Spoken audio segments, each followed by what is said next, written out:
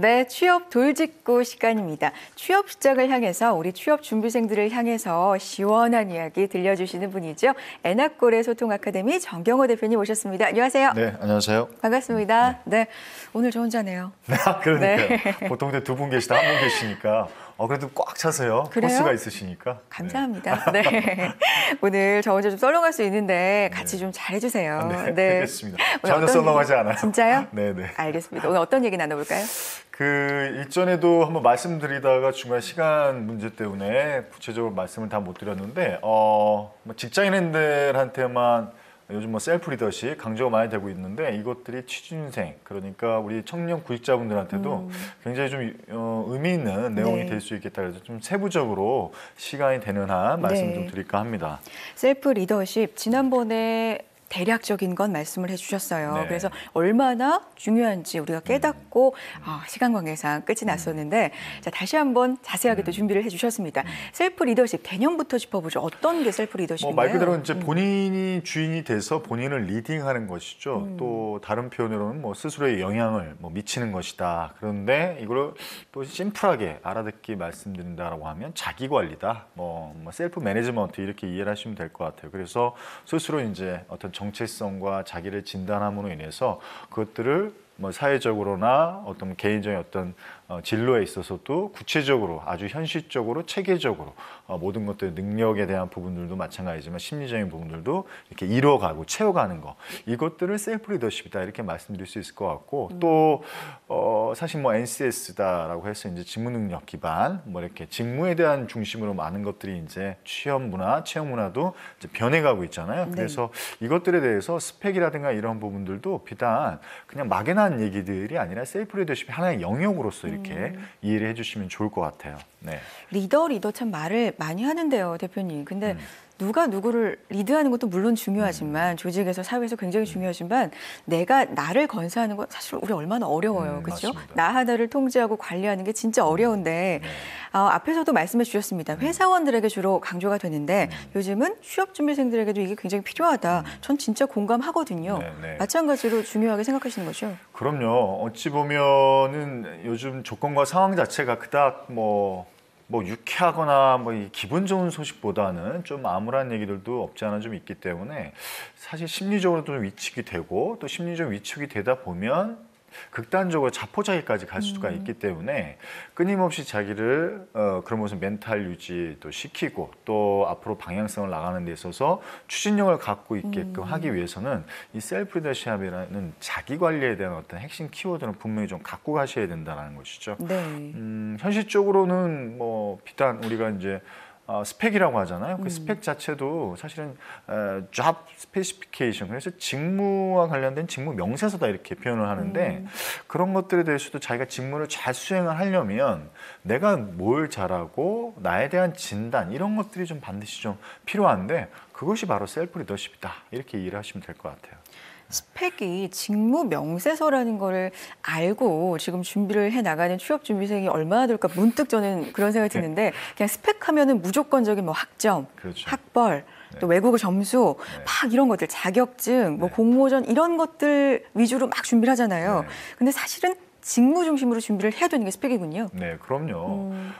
내가 무조건적으로 열심히 해야지 최선을 다해야지 그거는 굉장히 아마추어고 그쵸. 사실 프로라고 한다면 나에 대한 정확한 능력적인 부분, 실력적인 부분들 그리고 더군다나 적성에 대한 부분들을 판단해서 스펙이라는 그 직무에 대한 부분에 있어서 내가 그러니까 이게 결론적으로 말씀드리면 목표를 세울 때 취업 목표를 세울 때 취업하고자 하는 직무에 대한 명확한 목표가 셋업이 돼야 되는데 그것이 없이 일단은 좀 들어가 보자. 그래서 실제로 비공식 데이터입니다만 대기업 그렇게 어렵게 들어가는데도 1년 내 퇴사율이 18%를 넘고 있다라고 해요. 그래서 이것들이 비단 우리 남의 얘기가 아니라 일단 자신에 대한 진단 없이 외부적인 조건과 상황을 맞춰서 일단 그런 스펙에 대한 부분들이 그러니까 제대로 어떤 검증이 되지 않았기 때문에 저는 일어나는 게 아니라 그래서 무조건적인 스펙 쌓기가 아니라 좀 직무에 맞게끔 그러니까 그 직무 이전에 직무 목표 이전에 본인에 대한 어떤 적성 진단 이런 것들을 통해서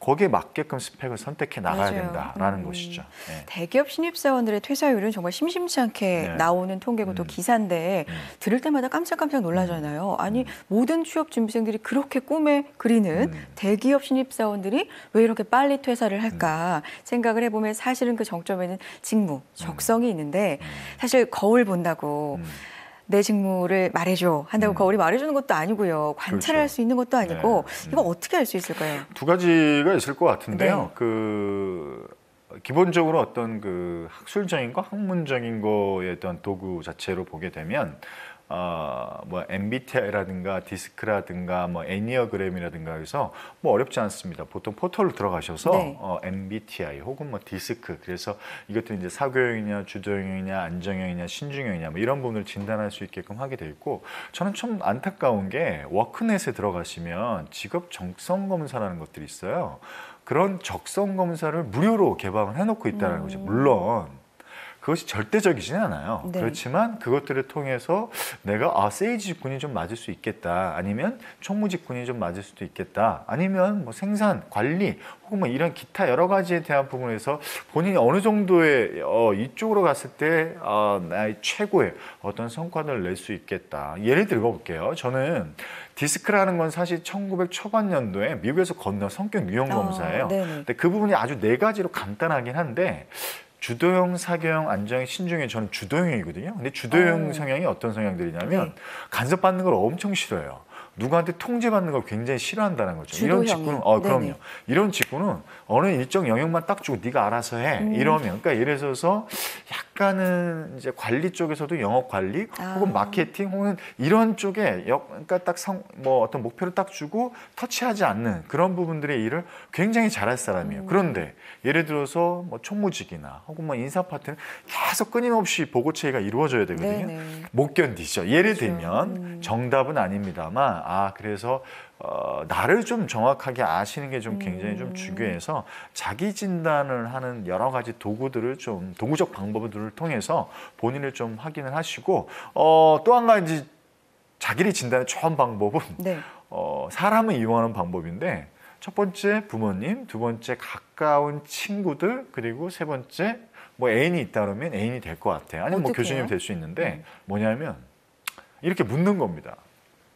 내가 제일 잘하는 게 뭐고 내가 어떨 때 제일 신나하는 것 같아. 나의 장점은 뭔 것 같아. 그러니까 그걸 한번 던져보는 거죠. 옆에서 지켜볼 때. 예, 그렇죠. 그래서 어찌 보면 내가 보지 못했던 뭐 타이거 우즈가 이런 얘기를 했잖아요. 스티브 윌리엄스라는 코치를 30억을 주고 왜 그렇게 많은 돈을 주고 쓰냐 이렇게 물어봤을 때 타이거 우즈가 이렇게 얘기합니다. 난 나를 볼 수 없기 때문에 그 사람을 통해서 나를 본다. 결국 때로는 객관적인 시각이나 객관적 관점도 굉장히 도움이 될 수 있어서 그렇죠. 그런 인터뷰를 좀 한번 해보시는 것도 좋을 것 같아요. 네. 여러 가지 방법이 있어요. 여러 가지 방법이 있는데 뭐 한국고용정보원 워크넷 말씀하셨잖아요. 거기 들어가서 각가지 프로그램을 좀 활용해 보셔도 좋고 주변 사람을 이용하셔서 나는 누구인가 한 번쯤 생각을 깊게 해보시는 것도 정말 좋을 것 같습니다. 자, 셀프 리더십으로 가볼게요. 셀프 리더십도 단계가 있다면서요. 어떤 단계인가요? 뭐 이게 뭐 정답은 아니기 때문에 참고적으로만 알고 계시면 될 것 같은데 보통 아까 말씀드렸다시피 목표와 목적이 좀 셋업이 되셔야 됩니다. 그럼 우리 취준생분들한테는 취업 목표가 셋업이 돼야 되겠죠. 그 취업 목표에 있어서 아까 말씀드린 직무 분야라든가 내가 가고자 하는 안 되면 업종이라도 이렇게 결정을 할 수 있어요. 그래서 업종과 업태에 대한 부분을 설정을 하고 두 번째 어떻게 접근할 것인가 방안에 대한 제시인데 요즘 그 부분들에 대해서는 스펙 초월해서 직무 경험이라든가 이런 실제적인 경험이 있느냐 없느냐 그래서 그런 부분들에 대한 두 번째 단계가 있겠고 세 번째는 그런 끊임없는 어떤 객관적인 주객관적인 진단을 통해서 자기를 발견해 가시는 거고 네 단계가 그렇죠. 그런 부분에서 프로의식과 프로마인드를 함양을 계속해서 가시면서 이제 채워 나가시는 거다. 이것이 간단하게 말씀드릴 수 있는 우리 취준생의 셀프 리더십 4단계다. 이렇게 말씀드리겠습니다. 그렇군요. 자, 앞서서도 저희가 해외 취업에서도 이렇게 얘기를 나눠봤지만 뭐 국내든 해외는 사실 이미 먼저 시작이 됐고 화두는 직무 능력인 것 같거든요. 정말 그렇죠. 직무 중심인 것 같은데 직무 능력하고 셀프 리더십의 관련을 또 알고 싶어요. 왜냐하면 회사원들한테도 물론 셀프 리더십이 적용이 되지만 취업 준비생들한테 적용을 시킬 때는 아무래도 취업 좀 도움이 되면 좋은 거잖아요. 그렇죠? 그럼요. 직무 능력하고 어떤 관련이 있을까요? 저는 그 말씀드리기 전에 네. 이 부분을 말씀드리고 우리나라에 직업이 한 몇 개나 될 것 같으세요? 직업. 진짜 많은 걸로만 알고 있습니다. 네, 개수 모르겠어요. 네네네. 저도 뭐 조사해본 지가 꽤 됐는데 네. 한 5년 전에 우연치 않게 직업능력개발원의 자료를 봤는데 약 12만 개가 있다라고 해요. 네. 근데 이것들이 이제 뭐 얼마 전에도 인공지능 뭐 이런 얘기도 나와서 뭐 5년 안에 뭐 500개 이상의 직업이 사라질 거다 뭐 이런 얘기를 했었는데 끊임없이 어떤 직업에 대한 패턴들은 계속 바뀔 거라는 거죠. 직무에 대한 능력 자체도 계속해서 요구가 달라질 거예요. 네.